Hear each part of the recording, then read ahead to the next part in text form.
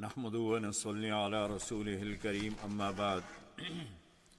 أعوذ بالله من الشيطان الرجيم بسم الله الرحمن الرحيم الله لا إله إلا هو الحي القيوم نزل عليك الكتاب بالحق مصدقا لما بين يديه من التوراة وأنزل التوراة من قبل. سامعین محترم، آج دوسری نشست ہے ہماری. آج ہمارا رات کو جو تراویح ہم نے پڑھی ہے اس میں سورہ آل عمران ہے. سورہ آل عمران بھی مدنی ہے اور اس کی 200 آیات ہیں اور اس کے 20 رکوع ہیں. سورہ آل عمران کا شان نزول حضرت نبی کریم صلی اللہ علیہ وسلم جب مدینہ منورہ تشریف لے گئے تو نجران کا ایک 60 افراد پر مشتمل ایک وفد سرور کائنات صلی اللہ علیہ وسلم کی خدمت میں حاضر ہوا اور آپ صلی اللہ علیہ وسلم سے انہوں نے حضرت عیسیٰ علیہ السلام کے بارے میں سوال و جواب شروع کیے. اس سرکردہ وفد کے اندر جو سرکردہ لوگ تھے اس وفد کے اندر وہ 3 آدمی تھے. ایک کا نام عاقب تھا، ایک کا نام سعید تھا اور دوسرا ابو حارثہ تھا. یہ تینوں لوگ اس وفد کے سربراہ تھے اور حضرت نبی کریم صلی اللہ علیہ وسلم سے انہوں نے حضرت عیسیٰ علیہ السلام کے بارے میں یہ سوال کیا کہ ہم عیسیٰ علیہ السلام کو بھی الہ مانتے ہیں اور ان کی والدہ کو بھی اور اللہ کو بھی الہ مانتے ہیں. جیسے قرآن کریم میں 2-3 جگہ ارشاد فرمایا گیا ہے کہ لَقَدْ كَفَرَ الَّذِينَ قَالُوا إِنَّ اللَّهَ ثَالِثُ ثَلَاثَةٍ. ان لوگوں نے اللہ کے ساتھ کفر کیا جنہوں نے یہ کہا کہ اللہ تینوں میں سے تیسرا ہے. یہ سوال و جواب مباحثہ جب نبی کریم صلی اللہ علیہ وسلم کے ساتھ شروع ہوا تو خداوند قدوس نے اس وقت یہ سورہ آل عمران کا نزول فرمایا. سورہ آل عمران اس کا نام اس لیے رکھا گیا کہ جیسا کہ پہلے میں نے کل ذکر کر چکا ہوں کہ ہر سورت کا نام جو اس میں مرکزی مضمون ہوتا ہے، جو مرکزی دعویٰ ہوتا ہے سورت کا، اس سورت کو اسی دعویٰ کے ساتھ اسی نام کے ساتھ موسوم کر دیا جاتا ہے. اور چونکہ اس کے اندر حضرت عمران کی آل کا ان کی فیملی کا ذکر تھا تو اس لیے اس کا نام ہی آل عمران رکھ دیا گیا. آل کے معنی عربی کے اندر فیملی کے آتے ہیں اور چونکہ حضرت عمران کی فیملی کا اس میں ذکر تھا، ان کی بیوی کا، ان کی بیٹی کا، پھر ان کے آگے نواسے کا، تو اس لیے اس کا نام ہی آل عمران رکھ دیا گیا. عمران 2 گزرے ہیں. ایک حضرت موسیٰ اور حضرت ہارون علیہ السلام کے والد تھے اور دوسرے ہارون جو تھے یہ مریم کے والد تھے. مریم کے والد عمران یہ بیت المقدس کے امام بھی تھے اور نبی بھی تھے. ان کے اہلیہ جب امید سے ہوئی تو اللہ تبارک و تعالی نے حضرت عمران کو دنیا سے اٹھا لیا. اب ان کی بیوی نے یہ منت مانگی کہ اللہ تعالیٰ نے مجھے جو بیٹا دے گا، یعنی ان کے ذہن میں یہ تھا کہ اللہ مجھے بیٹا دے گا، تو انہوں نے کہا کہ اے اللہ، جو کچھ میرے بطن میں ہے، پیٹ میں ہے، میں اس کو تیرے نام وقف کرتی ہوں اور دنیا سے تمام کاموں سے اس کو آزاد کر کے اے اللہ تیری عبادت کے لیے اسے میں وقف کرتی ہوں. انہوں نے یہ منت مانی تو اللہ تبارک و تعالی نے اس منت کو قبول کیا، اور جب وہ پیدا ہوئی تو وہ لڑکے کے بجائے بیٹی تھی، تو لہذا انہیں دل میں اس کا احساس تو ہوا کہ اگر بیٹا ہوتا تو اچھا تھا، اور یہ بیٹے ہی اس وقت اللہ کی عبادت کے لیے وقف کیے جاتے تھے، عورتوں کا رواج نہیں تھا۔ لیکن چونکہ انہوں نے منت مانگی اور اللہ تعالیٰ نے ان کو بیٹی دے دی، تو لہٰذا اب انہوں نے بیت المقدس کے اندر جب یہ پہنچی تو انہوں نے یہ اپنا ارادہ ظاہر کیا کہ میں نے یہ منت مانگی تھی اور اللہ تعالیٰ نے مجھے بیٹے دے دیے ہے، اب میں اس کو اللہ کے دین کے لیے، اس گھر کی خدمت کے لیے وقف کرنا چاہتی ہوں، تو اس کا کیا کیا جائے۔ مسجد کے متولی حضرت زکریا علیہ السلام تھے، اور ان کے ساتھ اور بھی بہت سارے عابدین جو بیت المقدس کے اندر موجود تھے، اور وہ ہمتاً وہاں رہتے تھے عبادت کے لیے۔ انہوں نے بھی اپنے آپ کو وقف کیا ہوا تھا، کچھ انتظامیہ بھی تھی۔ اب وہ ہر آدمی کی یہ خواہش تھی کہ مریم کو وہ اپنے پاس رکھے، اس کی کفالت وہ کرے۔ لیکن حضرت زکریا کا یہ خیال تھا کہ چونکہ میرے گھر میں مریم کی خالہ ہے، تو لہٰذا میں زیادہ حقدار ہوں کہ مریم کی کفالت میں کروں۔ لیکن لوگ اس بات پر مصر تھے کہ یہاں رشتہ داری کی بات نہیں ہے، بات یہ ہے کہ اس کو کفالت کون کرے اور اس کی کفالت کیسی کی جائے۔ نتیجہ یہ ہوا کہ قرعہ ڈالا گیا، اور قرعہ جو تھا وہ حضرت زکریا علیہ السلام کے نام کا نکلا، تو لہذا مریم کی کفالت جو تھی وہ حضرت زکریا علیہ السلام کے حصہ میں آ گئی۔ حضرت زکریا علیہ السلام نے مریم کی کفالت لی، اور اس کے ساتھ ساتھ ان کی خدمت کے لیے ایک آنا کا انتظام کیا، اور مسجد کے اندر ایک خاص کمرہ ان کے لیے بنایا گیا تاکہ جس میں وہ رہائش رکھ سکیں اور وہاں وہ پرورش پائیں۔ مریم علیہ السلام، اللہ تبارک و تعالیٰ نے ان کو ایک خاص حیثیت عطا فرمائی تھی، اور وہ دن بدن گروہ کرتی گئی اور زیادہ سے زیادہ کرتی تھی، تو لہذا وہ اس حیثیت سے وہاں وہ انہوں نے گروہ کیا اور وہ بڑی ہو گئی۔ اب یہ اس وجہ سے اس کا نام ہی آل عمران رکھ دیا گیا۔ تو حضرت نبی کریم صلی اللہ علیہ وسلم پر جب یہ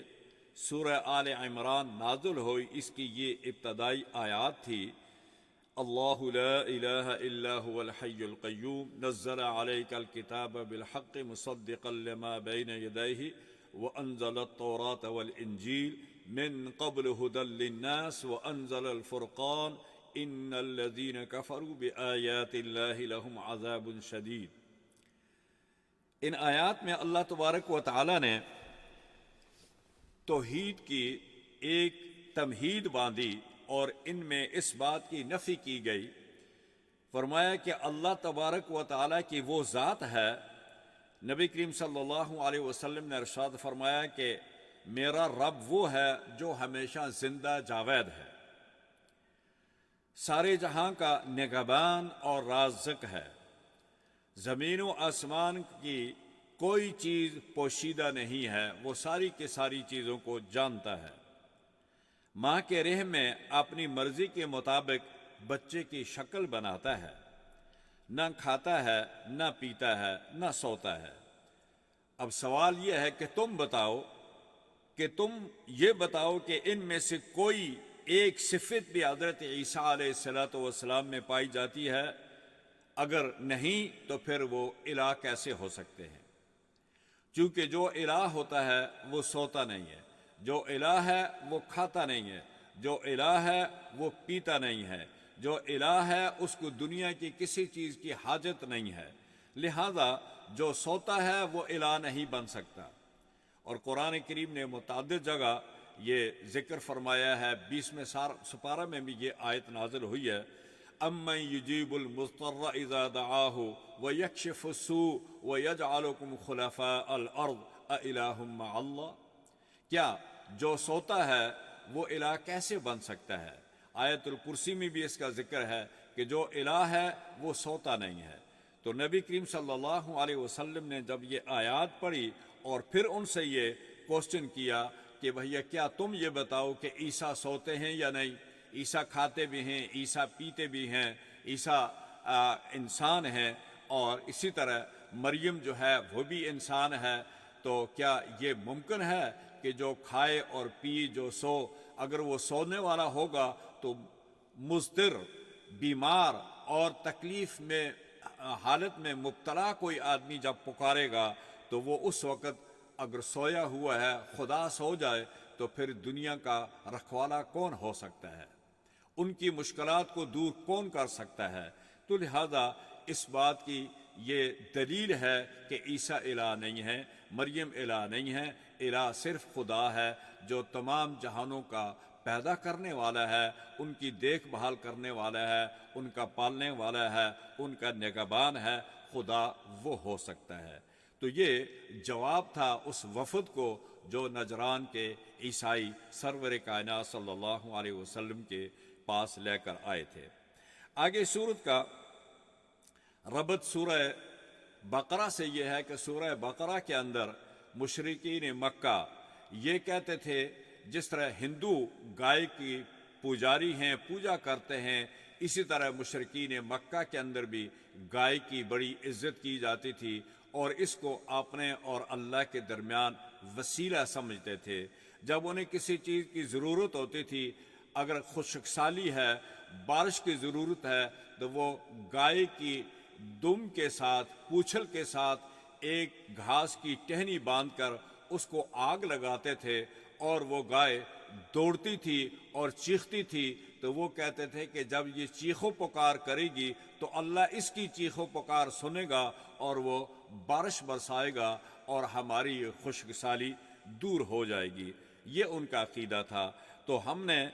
سورہ فاتحہ میں یہ کہا تھا کہ اے اللہ، ایاک نعبد و ایاک نستعین، لا نعبد البقرہ کما عبدت الیہود والمشرکین۔ اور سورہ آل عمران میں اس کا ربط یہ ہوا کہ اے اللہ، ہم تیری ہی عبادت کرتے ہیں اور تجھ ہی سے مدد چاہتے ہیں، لا نعبد البقرہ کما عبدت الیہود والمشرکین ولا نعبد عیسیٰ و مریم کما عبدت الیہود والنصارى۔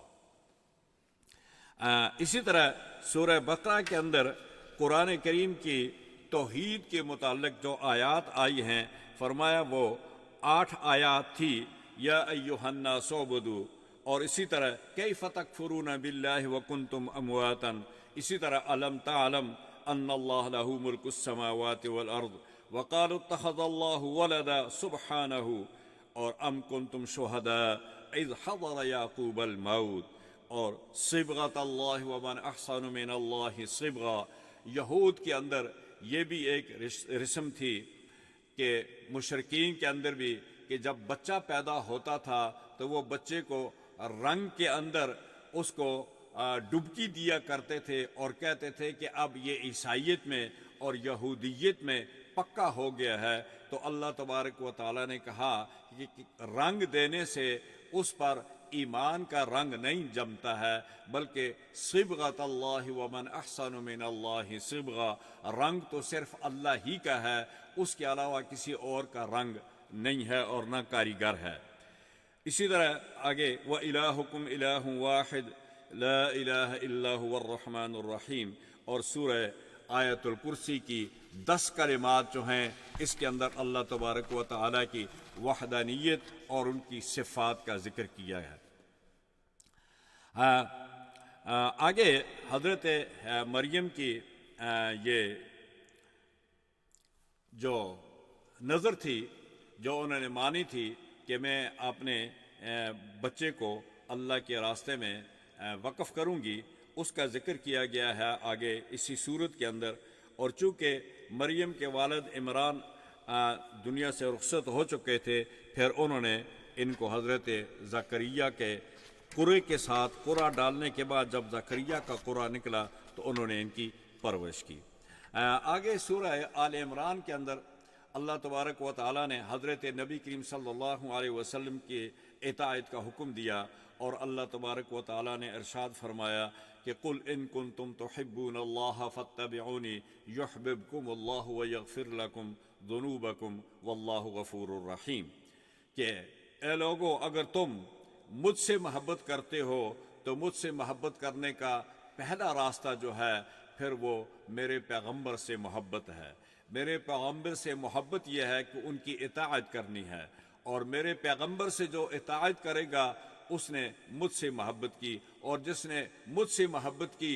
اس کے لیے میں نے جنت تیار کر رکھی ہے۔ تو ان کنتم تحبون اللہ فاتبعونی یحببکم اللہ ویغفر لکم ذنوبکم۔ رسول اللہ صلی اللہ علیہ وسلم نے قرآن کریم کی یہ آیت پڑھ کر سنائی کہ اے لوگو اگر تم مجھ سے محبت کرتے ہو، اللہ سے محبت کرتے ہو تو پھر میری اطاعت کرو، اور جب تم میری اطاعت کرو گے تو اللہ تبارک و تعالی اس کی بدلہ میں تمہارے گناہ معاف کریں گے اور تمہیں جنت میں اعلیٰ مقام عطا فرمائیں گے۔ اس کے بعد اللہ تبارک و تعالی نے حضرت عیسیٰ علیہ السلام کا ذکر فرمایا، اذ قال اللہ یا عیسیٰ انی متوفیک ورافعک الی ومطہرک من الذین کفروا وجاعل الذین اتبعوک فوق الذین کفروا الی یوم القیامہ، کہ اے عیسیٰ ہم آپ کو پورا اس دنیا سے اٹھا لیں گے اور پھر ہم تجھے واپس دنیا کے اندر بھیجیں گے۔ اس کا ذکر آگے سورہ مریم میں آئے گا، انشاءاللہ وہاں تفصیل سے ذکر کریں گے۔ آگے اللہ تبارک و تعالیٰ نے چوتھے سپارے کی ابتدا کے اندر لن تنالوا البر حتی تنفقوا مما تحبون، فرمایا کہ تم کمال درجے کی نیکی اس وقت تک نہیں پا سکتے جب تک تم اپنی محبوب ترین چیز جو ہے وہ اللہ تعالیٰ کے راستے میں خرچ نہیں کرتے۔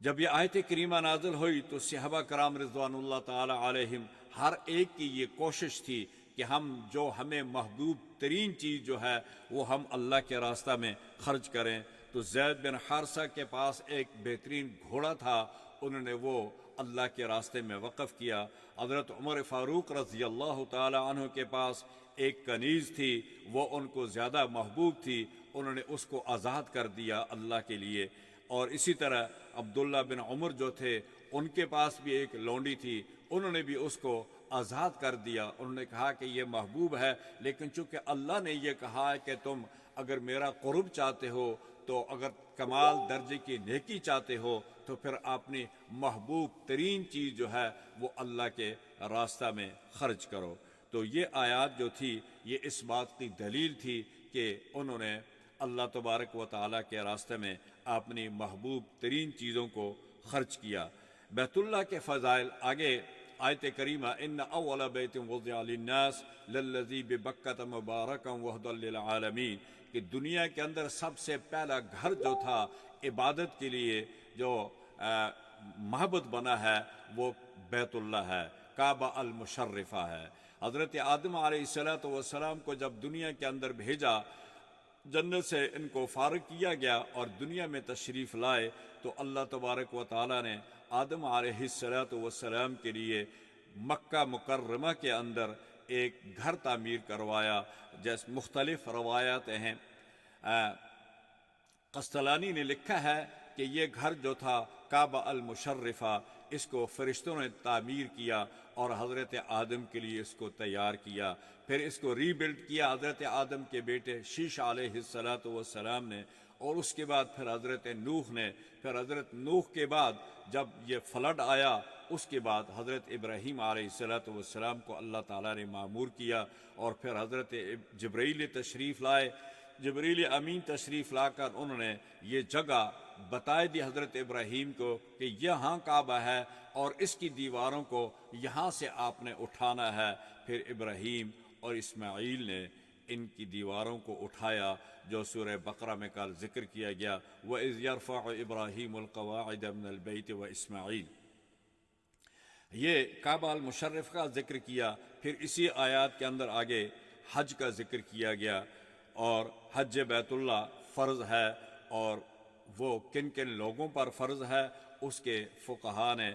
درجات اور اس کے مسائل آگے کل اس میں بھی ذکر کر دیے گئے کہ الحج اشہر معلومات، حج کے مہینے، حج کا سیزن کب شروع ہوتا ہے اور کب سے کب تک رہتا ہے، جیسا کہ کل میں نے شاید ذکر بھی کیا ہو کہ یکم شوال سے حج کا سیزن شروع ہو جاتا ہے۔ اگر کوئی آدمی شوال کے اندر احرام باندھے گا حج کا اس کا احرام درست کہلائے گا، اس لیے کہ وہ سیزن شروع ہو جاتا ہے شوال، ذی القعدہ اور 9 ذی الحجہ تک یہ اس کا سیزن ہے۔ یعنی 9 کو جو آدمی زور سے لے کر رات کے 9 اور 10 کی فجر سے پہلے جو آدمی عرفات میں پہنچ جائے تو اس کا حج ہو جائے گا۔ لیکن اگر 9 اور 10 کی درمیانی رات جو ہے یہ فجر سے پہلے یا ظہر کے بعد 9 ذی الحجہ کو رات ظہر کے بعد اور 10 ذی الحجہ فجر سے پہلے کوئی آدمی بھی عرفات میں پہنچ گیا یا وہاں سے گزر گیا اس نیت سے، اس کا حج ہو جائے گا۔ اگر وہ 10 ذی الحجہ کی فجر کو پہنچے گا تو اس کا حج شمار نہیں ہوگا، بلکہ اس کا مطلب یہ ہے کہ سیزن جو ہے حج کا وہ شوال، ذی القعدہ اور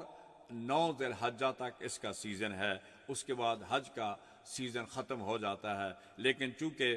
حج جو ہوتا ہے یہ 9، 10، 11، 12 اور آخر 13 تک رہتا ہے۔ کوئی آدمی 12 تاریخ کو کنکریاں ظہر کے مارنے کے بعد اگر وہاں ٹھہرنا چاہے تو پھر وہ رات ٹھہر سکتا ہے، جیسے قرآن کریم کی یہ آیت ہے۔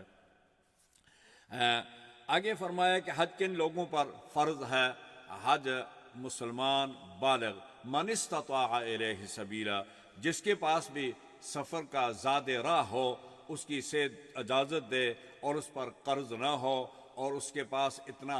پیسہ ہو کہ وہ حج کے اخراجات برداشت کر سکتا ہے تو اس پر حج فرض ہے۔ آگے فرمایا کہ اس کے اندر کچھ آگے شرطیں بھی ہیں، کچھ 4-5 شرطیں ہیں حج کے لیے۔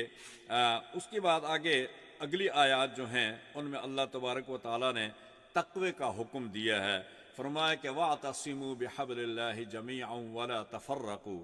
جو تقوی اور اتحاد اور تقوی یہ دونوں چیزیں جو ہیں یہ مسلمانوں کے لیے ضروری ہیں اور یہ امت کو مضبوط بنانے کے لیے ہیں، اور ایک جماعت کا قیام اور عمل بالمعروف اور نہی عن المنکر کے لیے یہ تقوی اور ایک جماعت کا اتحاد، یونائٹ ہونا یہ بہت ضروری ہے۔ اگلی آیات میں اللہ تبارک و تعالیٰ نے امت محمدیہ صلی اللہ علیہ وسلم کو خیر الامم کہا گیا ہے۔ کنتم خیر امت اخرجت للناس تأمرون بالمعروف وتنہون عن المنکر۔ اس کے بعد اگلی آیات جو ہیں تقریباً 13ویں آیت میں جو ہے وہ غزوہ احد کا ذکر ہے۔ غزوہ احد میں کا پس منظر وہ آپ کو معلوم ہے کہ 2 ہجری کے اندر نبی کریم صلی اللہ علیہ وسلم کو اللہ تبارک و تعالیٰ نے حکم دیا کہ آپ جائیں، تو آپ 2 ہجری کے اندر یہ غزوہ بدر کا واقعہ پیش آیا۔ اگلی آیات جو ہیں ان میں ربا کی ممانعت ہے، سود کو حرام قرار دیا گیا۔ اس کے بعد کی آیات میں انفاق فی سبیل اللہ، صبر، استقامت اور غصہ پر قابو پانا، لوگوں کے معاف کرنا، والکاظمین الغیظ والعافین عن الناس۔ آگے اللہ تبارک و تعالیٰ نے رسول اللہ صلی اللہ علیہ وسلم کے متعلق ارشاد فرمایا وما محمد الا رسول قد خلت من قبلہ الرسل افإن مات او قتل انقلبتم على اعقابکم ومن ينقلب على عقبیہ فلن يضر اللہ شیئا۔ جب نبی کریم صلی اللہ علیہ وسلم دنیا سے پردہ فرما گئے تو حضرت عمر رضی اللہ تعالی عنہ کھڑے ہو گئے۔ انہوں نے کہا کہ کوئی یہ کہے گا کہ رسول اللہ دنیا سے رخصت ہو گئے، میں اس کا سر تن سے جدا کر دوں گا۔ تو حضرت ابو بکر صدیق رضی اللہ تعالیٰ عنہ کھڑے ہوئے، انہوں نے کہا کہ اللہ تعالیٰ کا ارشاد ہے وما محمد الا رسول قد خلت من قبلہ الرسل افإن مات او قتل انقلبتم على اعقابکم، کیا تم یہ کہنا چاہتے ہو کہ کیا رسول اللہ صلی اللہ علیہ وسلم دنیا سے تشریف نہیں لے جا سکتے یا ان پر موت طاری نہیں ہوگی؟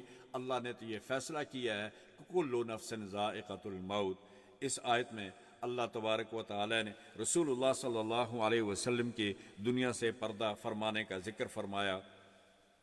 اگلی آیات میں غزوہ احد کا ذکر ہے۔ اس کے اندر صحابہ کرام رضوان اللہ علیہم اجمعین پر مصائب، تکلیف اور رسول اللہ صلی اللہ علیہ وسلم کی ساتھ جانثاری، آپ کے ساتھ وفاداری کا جو ثبوت دیا ہے، دنیا کی تاریخ ایسی کوئی مثال پیش نہیں کر سکتی۔ اس جنگ کے اندر سرور کائنات صلی اللہ علیہ وسلم کو زخم بھی آئے، آپ کے دندان مبارک بھی شہید ہو گئے، اور اس کے اندر آپ کے محبوب چچا حضرت حمزہ کو بھی شہادت کا جام نوش کرنا پڑا۔ اگلی آیات میں اللہ تبارک و تعالی نے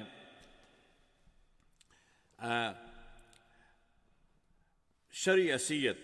مال غنیمت اور اس کی تقسیم اور غزوہ احد کے واقعات کا ذکر فرمایا۔ غزوہ احد اور میں کافی ساری آیات ہیں، تقریباً 2 3 4 رکوع اسی پہ چلے جا رہے ہیں۔ اس کے بعد اللہ تبارک و تعالی نے بخل کے متعلق بخل کی تعریف کی اور بخل کی ممانعت اور اس کی سزا اور اس کے متعلق دوسری چیزوں کا ذکر فرمایا۔ آخر میں سورت کے اندر جا کر ان فی خلق السماوات والارض واختلاف اللیل، اور اللہ تبارک و تعالی نے پھر اپنی وحدانیت اور توحید کے متعلق آیات کا ذکر فرمایا گیا۔ یہ آیات وہ ہیں کہ جن میں اللہ تبارک و تعالی نے اپنی توحید کا ذکر کیا ہے۔ اسی طرح کل نفس ذائقۃ الموت وانما توفون اجورکم یوم القیامہ فمن زحزح عن النار وادخل الجنۃ فقد فاز، پھر موت کا ذکر کیا اور فرمایا کہ موت مرنے کے بعد جن لوگوں نے اللہ تبارک و تعالی پر یقین تھا، ایمان تھا، اور وہ لوگ جو ہیں جس کو اللہ تعالیٰ نے جہنم سے بچا دیا، آزاد کرا دیا، وہ کامیاب ہو گیا۔ اور یہ وہی لوگ ہیں جنہوں نے ایمان لایا اور اپنی زندگی جو تھی وہ اللہ کے دین کے، اللہ کے رسول صلی اللہ علیہ وسلم کے لائے ہوئے اس پیغام پر اور اس پر استقامت کے ساتھ کاربند رہے اور اس پر گزاری، اللہ تعالیٰ کہ وہ کامیاب اور کامران لوگ گزرے۔ اللہ تعالیٰ ہمیں بھی ان کے اس راستے پر چلنے کی توفیق عطا فرمائے۔ وَأَقُولُ قَوْلِي هَذَا وَأَسْتَغْفِرُ اللَّهَ لِي وَلَكُمْ وَلِسَائِرِ الْمُسْلِمِينَ فَاسْتَغْفِرُوهُ مِنْ كُلِّ ذَنْبٍ إِنَّهُ هُوَ الْغَفُورُ الرَّحِيمُ۔